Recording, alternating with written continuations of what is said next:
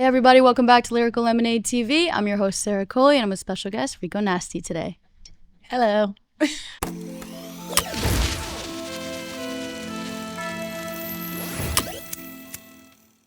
So you just performed in Riot Fest in Chicago. How was that? It was cute. You liked it? Yeah, that was my first rock festival. I know, because like the audience is different than normal, right? Very different. It was kind of like also an older crowd. Mm-hmm. I liked it though. Yeah, I saw in performance, insane vocal performance, by the way.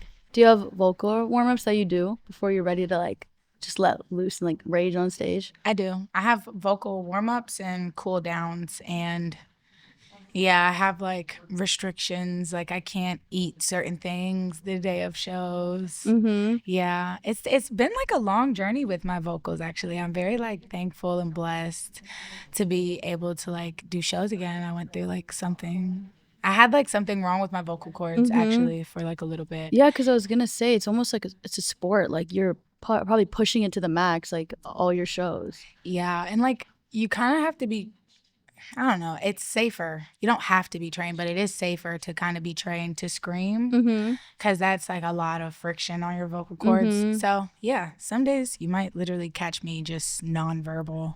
Yeah. Yeah. What do you have to avoid, like in terms of eating, that's bad for the voice? 'Cause I've always been curious, because I've always wanted to do like my female rage scream, but you know, my caffeine is bad.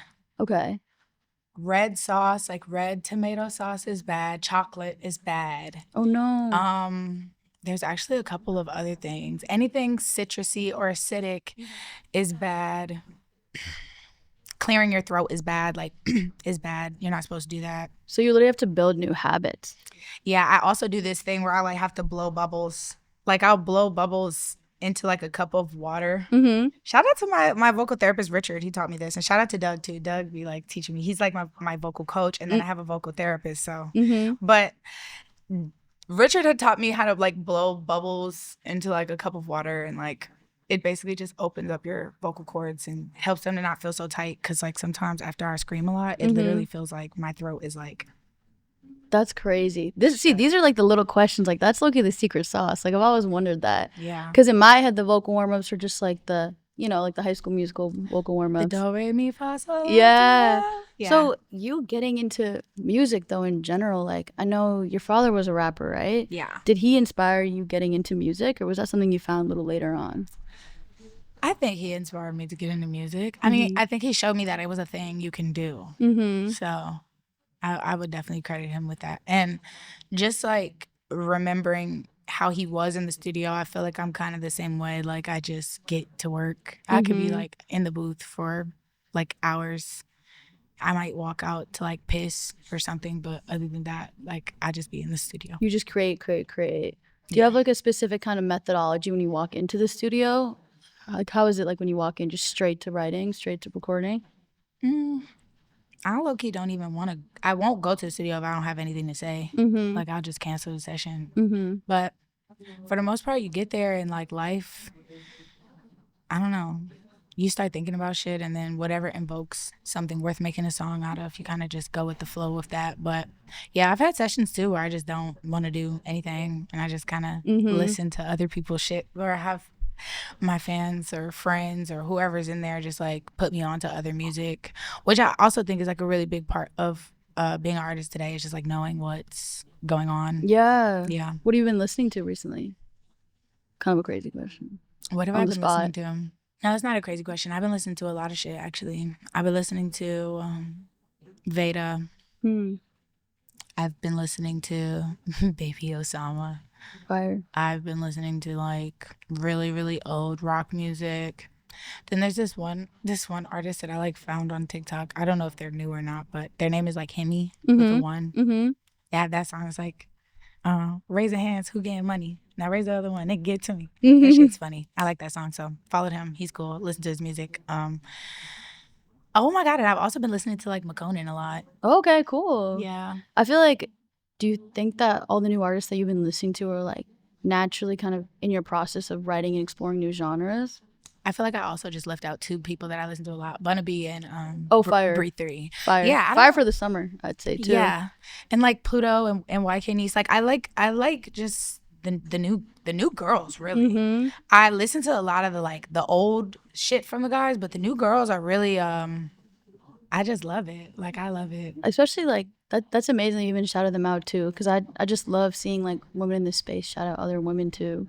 Yeah, my playlist is a lot of women, honestly. Like, I also don't like the whole like, so you're a girl's girl, because no, like, I don't really. It's just music. Yeah, I like their music and I love what they do for the culture and what they stand for, because they're not like, some of them aren't necessarily like, I think Pluto and YK Nice, it's like their delivery is so masculine, but they're not, like, their bars are kind of like feminine, and I just love that. Like, I think that we need just more of that expression in female rap. So you as an artist, like, you've evolved a lot since like your Sugar Trap days, and you're also like, I feel like stepping into this new era of Rico.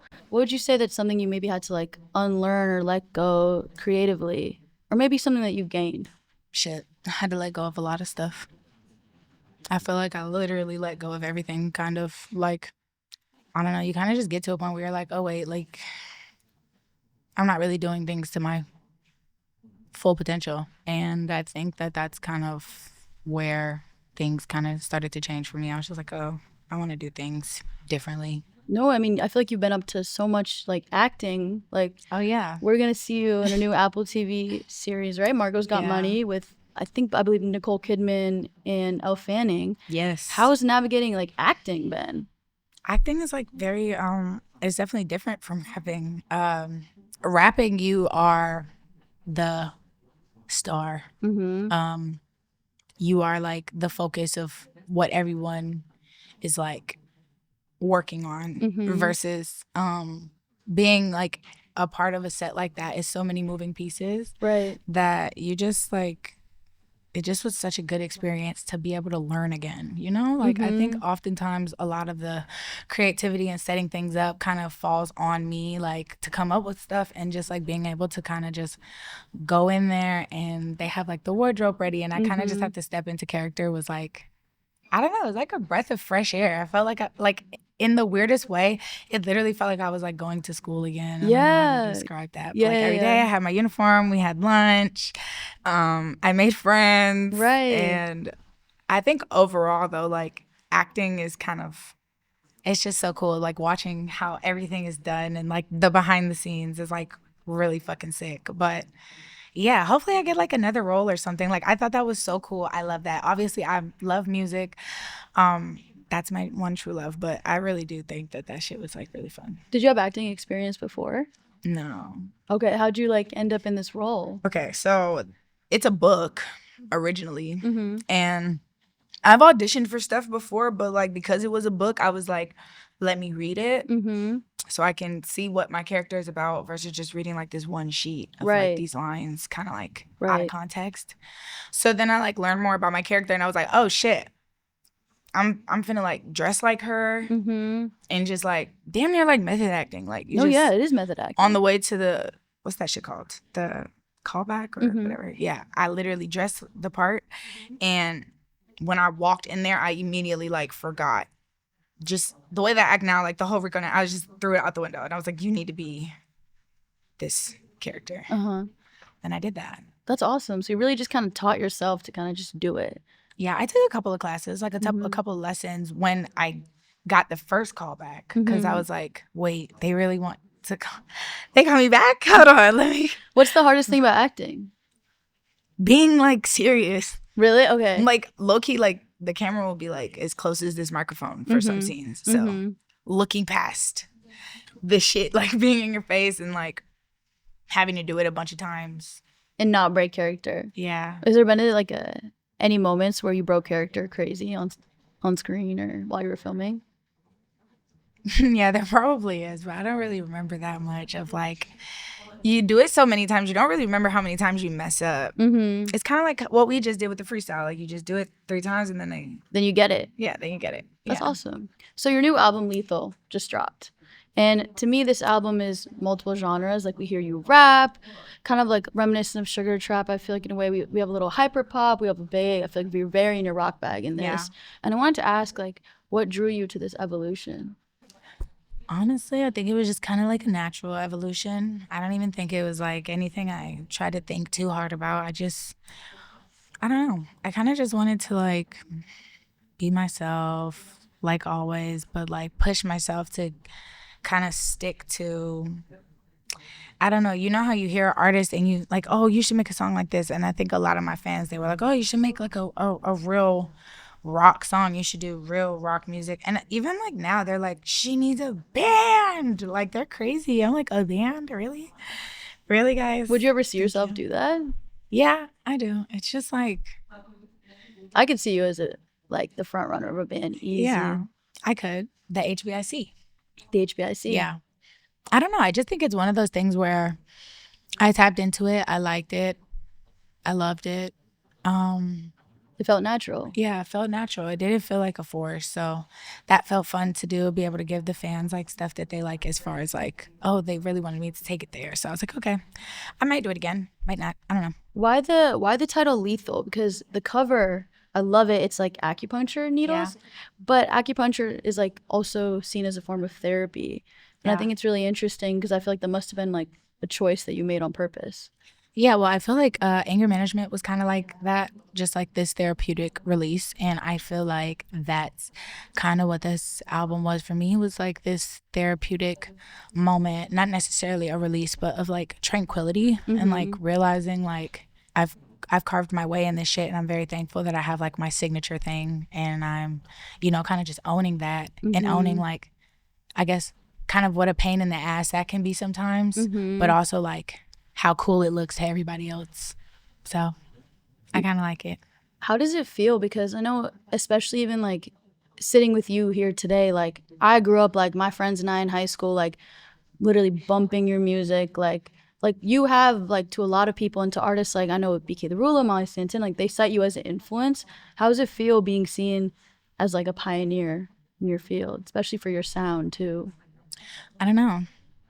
It doesn't really feel like anything. Yeah. Is it like crazy when people like say like, hey, you inspired me so much, or you influenced this or this artist, things like that?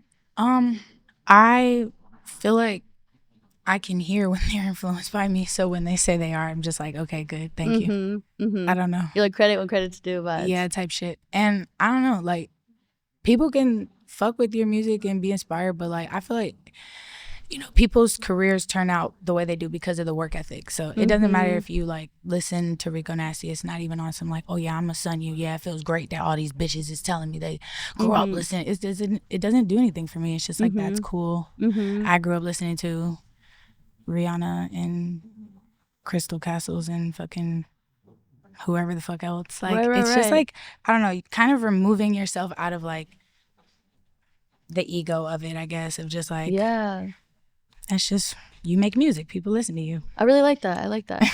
Was there any specific genres that you like leaned in, like how you're saying you like you were like listening to music in the studio with this album? Was there anyone specific that you're listening to? The Cranberries. Oh, the Cranberries, which is like so random because like none of the music sounds like that, but I was listening to the Cranberries like all the time.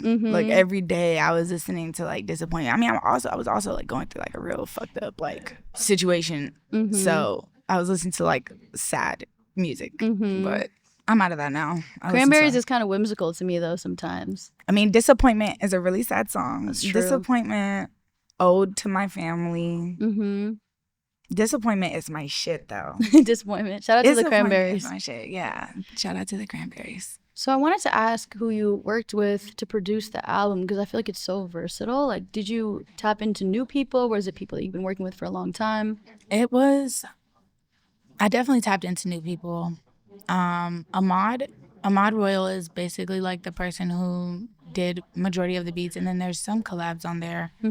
But I just feel like I like working with one person on one thing, and I like when a person is able to do a bunch of shit. And I know he has like a very long rep in the pop world, and then he has some song, like some metal background. So I figured like, oh, this is good. And we made Teeth Sucker together, and that's when I kind of figured, oh, he can blend the two. He can blend the two worlds. He gets it. So, kind of diving more deep into specific songs I wanted to talk about. In the beginning of Butterfly Kisses, we hear Zach Fox like almost like reassuringly talking about it being okay to like someone after meeting them once. Yeah. I wanted to know like what's the story behind this little cameo? The story behind it is like I try not to like tell too much of like my business, but I was going through a breakup and back on the prowl, as they say. And yeah, oftentimes I would feel like people were like just trying to suck my dick, like just like, oh my god, I like you so much. It's like you literally met me one fucking time. And then I guess that was him kind of just like reassuring, like, bro, yeah, someone can meet you once and fucking like you. Like, why is that so like hard to believe? So I guess, I mean, going back into what I said about like things being therapeutic and like working through my issues and working through what I was going through in real life, it was kind of like that record is kind of just me like putting myself back out there, I guess. That's super cool. Zach Fox gives good advice. No. Oh. I would not take a lot of the advice. Like, he's crazy. If he was a girl, he'd be popping his puss all across the town. Actually, no, he wouldn't. He wouldn't. He's a really, really good friend of mine, and I really do. I think that like people like him are just one of a kind. Honestly, he's a really, really cool guy. He is. Yeah. He is. So, Crash. I love this track. I feel like we hear you really singing, almost like different than like that rage rap, open up that pit, like that type of energy. What made you want to go that route? I loved it. It felt vulnerable. For Crash? Yeah. Well, I listen to like, I think that's the rock music that I listen to the most is the beachy. I mean, I have a collab with the drums, so that was like a really big milestone for me because I was like a really big fan of still am, huge fan of the drums like growing up. So I don't know, I wanted some beachy shit that like reminds you of just like, you know, a beach day with your bae or Beach whatever. day with your bae. Beach day with your bae. You might get into an argument on the way type shit. I love I think this. that song was like, yeah. You might get in an argument on the drive over. Yeah. Well, I feel like this album, I mean, even the way you talk about it just really seems like you, like down to your interests, down to the music that you like listen to. And I like that, especially diving deep into it, especially with songs like Smile. I love it. I feel like it's vulnerable and it's also like your perspective as a mother. Like it feels very tender.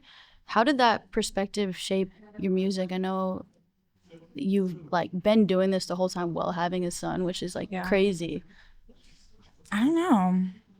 I feel like it's so funny because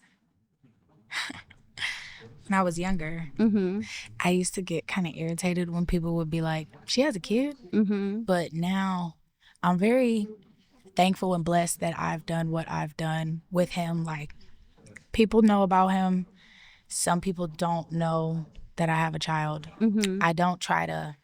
I just don't. He's not a part of the fucking rollout. You know, he's not a part of the entourage, and like I let him be his own person. And I just like when I'm not doing this, that's what I'm doing. I'm a like full-time mom. I'm not like I really don't. It's weird to say, but I really don't like go out or like do things that a normal person my age would do because I did it so much when I was younger. Yeah. That it's kind of like I don't know. I like different things now, and the older that he gets, the more I enjoy spending time with him because it's kind of like different when they're small. Like you can't really do much with them. They kind of just tag along versus now like they got now, personality. Yeah, now he has personality. Now he's like, no, I don't want to go. And I'm like, all right, but we don't gotta go. Like, love, you know. And I think that's I thought it was just important to acknowledge that on there because at the end of the day, like how we said, oh yeah, I used to listen to this person back in the day. Like I want people, especially because I know that people have already grown up listening to me. I want people to be able to like still listen to me when they get into that adult phase. And maybe they don't have a kid now, but when they have a child, they'll be like, oh my God, I get this song. And I understand it. And I think that's just like the best part about making music is making music for like timeless too. Yes, stable moments for people. Having a child and being a parent is like, that's like, I don't know, it's kind of the coolest thing you can do is like make a human being. I don't know. Don't just go out here making humans though. Chill the fuck out. We is over fucking populated. Shit. And don't ask me about having another baby because I don't fucking know. But for right now, I am loving it. He's awesome. So you could never. That feels like an ode to your past while also recognizing how much life has changed in a way. Yeah. Who is that directed to? Because I love that song. I think that it's so funny because when I have to perform it for people now, I wish that I could reiterate that it's not even on some like cocky shit. Like, you can never be like me. It's more so like, you can never be me and I can never be you. And there's power in that. Like, it doesn't necessarily, I feel like it comes off really cocky when I listen to it back, which is cool, but. I actually see it differently. Good. I see it more like you're talking about, you know, providing for your little cousins, but also like there's this one bar you say about like, I think you still have your seatbelt on while you speed. Yeah. I feel like that is more like I'm coming into this, but, you know, like I'm still careful, cautious. Yeah. Yeah. That's actually how it feels, really. It was kind of like me trying to lift myself up or lift anybody else up who was kind of like, you know, that the provider for their family, the person who like is leading and breaking generational curses, and people who have done things that they're not necessarily proud of, and people who just like, I don't know, come out on top because they don't take no for an answer and they just keep going and they keep working. But yeah, I do feel like when I was younger, it was real easy to be like reckless and not care about shit. But the older that I get, the more I think it's really important to just hint at little things like, yeah, we still, you know what I'm saying, skirt, but put your fucking seatbelt on, like, be safe. Like, don't just think about right now. Think about 4 years from now, 5 years from now. Think about the people that look up to you and the people who care about you. And I think that also, like, was a huge part of the album, was kind of realizing, like, oh, shit, like, I've done a lot at a very young age. No, for real. Yeah. I was gonna ask kind of also about Lethal Deluxe. Like, can fans expect that coming out soon, or any collabs that we might want to know about? There is a Lethal Deluxe. There is. And she is rapping. And why did my voice just crack? Oh my God. Fuck. It's some bangers on there. I don't really like to say too much about that type of stuff, but yeah, I hope you guys fuck with it. Lethal Deluxe on the way. I think I'm probably gonna drop a song in like. Okay, they'll stay tuned. So I feel like with the Son of the Gun visuals, I loved it because it's really just like you looking fire, like talking your shit, and I feel like that's all you needed. Like, you command a presence, right? Yeah. But thank you. do you ever feel like there's kind of a balance with like how you move now with between like being like simplistic versus like crazy spectacle, like all these things happening in your visuals? Like, how do you find that balance? Like, what are you looking for? I just feel like, I think that all of that shit was just like trying to overcompensate because I didn't think that I was as good as I am. And now I kind of just know like where I am with the shit. Like, I don't need all that extra razzle fucking dazzle. Like, it's cool. But I think that's the point of like eras as well. It's like, I don't need to do that my whole life. I don't need to be doing my music videos the same way I was doing when I was 19 and 20. Right. It's okay to like pull back. And I also feel like, for real, it just was like, you're hiding behind that shit. Like, people don't even really know what you look like. I'm looking at this picture right now as I say it, and I'm just like, yeah, that's not, I don't know. I know you just outgrow shit. Right. Yeah. You're switching it up. It's a new era. Yeah. So I want to talk about your style because I feel like, to me, like, I always saw you almost as like an anime character that came to life. Like, you dressed in such a vibrant way. Were you always dressing like that as a kid, or did that develop more like when you started finding your artist persona? No, I always dressed like a fucking Disney Channel kid. Like, I always had a bunch of layers and leggings and cardigans and mixing patterns. Yeah, I literally got made fun of for the way that I dressed. And I think that, like, it was so weird that people were like, style icon. Because, like, low-key, like, that shit was not, it wasn't, like, intentional. It was, like, I was just having fun playing around. And that means you were ahead of the grain, though. Yeah, I think it's just, like, that's how it was when I was in high school, though. Obviously, I didn't have the money. But I still had the creativity and I still had, like, the idea. Were you hitting the thrift back then? Of course. I'm still hitting the thrift. Do you have any favorite, like, thrift stores you like to go to? No. I'll go to any thrift store. I don't have, like, a preference. I'll go to Goodwill. I'll go anywhere. I don't care. But I think that, like, the, like, Wasteland in Silver Lake, if anybody goes to the Wasteland in Silver Lake, you're buying my clothes. Like, I give so much more clothes to that specific Wasteland. It's kind of like a consignment thrift. Yeah. Wasteland business is about to go up crazy right now. Bro, I've given them Just give them the secret. So much shit that sometimes I'll still walk in there and be like, is this my shirt? You buy it back. Right, I'm crazy. Well, so do you work with a stylist? Like, what are your favorite brands that you like? Yeah, my boo, he's right there, my stylist. But we, like, I don't know. My favorite brand right now is Alexander Wang. I feel like they've been showing me the most support. They've been showing me the most love. They send me whatever I want. I really, really appreciate them. I fuck with them. I love their stuff. I'm wearing their boots right now. I was gonna say this is a very Wang fit. I love Wang. I love who else am I loving right now?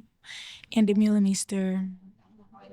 I feel like she has insane dresses and skirts. And I mean, another staple piece in my closet is the boots. So love Anne. And still a Rick girl. Always gonna be a Rick girl till I die. Always Rick girl. Always Rick. I love Rick. And as far as, like, up and coming brands, there's this one brand called Ludon that I really, really like. Loading Room that I really like. Yeah, I'm not gonna give too much away. Y'all already, you can just look on my page. You guys can find it. Check the tag. Yeah. So when you're not in Rico Nasty mode, what do you like doing? I don't know. I'm just, like, wearing Skims and drinking chai. Chai. Matcha or no? Some days I'll drink a matcha. Some days. Some days. I like to hike. You're a big LA girl. I really, they converted me, sis. They really did convert me because it's really bad. I love hiking. Like, hike. I love to cook. What do you like cooking? Anything. Anything? I love cooking salmon. I love cooking different pastas. I love just, like, cutting up a bunch of different vegetables and roasting them. Very domestic. Yeah, I'm a really chill bitch. Like, I'm not really, like, I don't know. Are you still painting and stuff these days? I am. I've been keeping actually these little pocket sketchbooks, and I just finished one, and then I started a new one, and I'm, like, actually adding new stuff from tour into it. So I'm excited about that. Yeah, I like to scrapbook. That's a big hobby. I like to build Gundams. I literally just like to chill in the house and, like, listen to, like, old, like, Deftones or, like, jazz or, like, calm. Yeah, I've lived enough of the chaos. Like, it's time to stay in the house. Dude, like, now more than ever, like, I just feel like, I don't know. What's the first thing you're gonna do when you're back from tour? That's a really good question. I'm probably gonna cook myself dinner. That's a dream. Probably going to cook myself, like, a really big dinner. That's calm. Like, is that crazy? No, it actually sounds perfect to me. That's something I like to do. Yeah, I'm going to cook a big dinner. I'm going to have the housekeeper come. Oh, my God. And she's going to clean up as I fucking cook. That's fine. Don't do the dishes. Bro, that is the best. I literally love scheduling the housekeeper to come when I'm about to make a mess. So that it's like, I didn't just make this mess. You didn't just walk into this mess. This mess is intentional because I'm cooking. Then I might offer her some food. Maybe she wants some food too, you know what I'm saying? And then the house, by the time the food is done, the bed is clean, the linen is fresh. Get in the fucking bed, rub my motherfucking feet together, and watch Naked and Afraid or 90 Day Fiance. Ooh, 90 Day Fiance. Or Love Island. But Fire. I'm waiting for the new season. I know, right? But yeah. So what's something that fans would be surprised to know about you? Do they know everything? I feel like they do. They're kind of, like, on it. I don't know what they don't know. I'm a good cook. I feel like they probably don't think that I'm a good cook, but I am a good cook. All my friends over there, you can ask them, you ever ate Rico food? That shit good. They be asking for leftovers.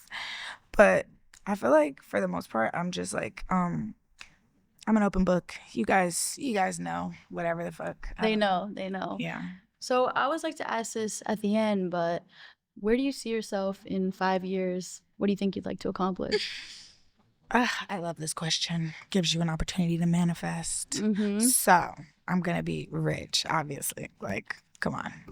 That's a given. We're on the path. I was 30 under 30 Forbes, so you know what's going to happen. What we're going to do is we're going to keep going on tour. We're not going to stop. Every year there's going to be a tour. I am going to be that bitch because I'm already that bitch. So soon the name will get solidified. Then, after they know that I'm that bitch, I will recruit more bitches to ruin the patriarchy in which we see the hip-hop world. And it'll just be bitch and bitch and bitch and bitch and bitch. And it'll be a sugar trap web similar to Spider. And everyone will just be knowing everybody. And I will be at the center of it.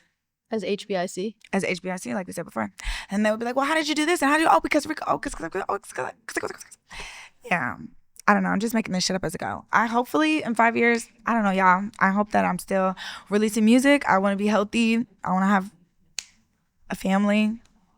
I don't know. A Grammy. Like, what do you guys want me to say? Something like, I want a BET award. Woo! Like, what? I don't know. Hey, everything you're putting out, like the spiderweb, you're manifesting. I want a BET award. I want a Grammy. I want to do some type of